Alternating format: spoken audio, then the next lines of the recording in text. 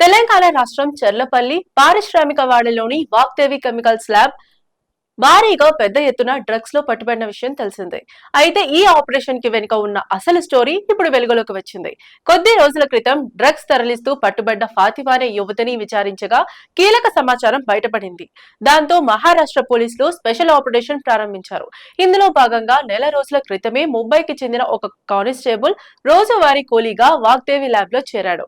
అక్కడ పని వాళ్లతో కలిసిపోయి ముడి సరుకులు, రసాయనాలు, డ్రగ్స్ తయారీపై గమనిస్తూ కీలక ఆధారాలు సేకరించాడు.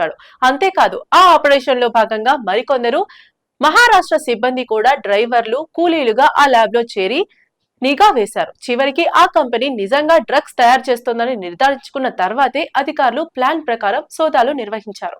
ప్రస్తుతం తెలంగాణ ఎక్సైజ్ పోలీసులు వాగ్దేవి ల్యాబ్ వద్దకు చేరుకొని కేసుకు సంబంధించిన వివరాలను సేకరిస్తూ ఈ కేసుతో డ్రగ్స్ మాఫియాపై మరిన్ని సంచలన విషయాలు బయటపడే అవకాశం ఉంది.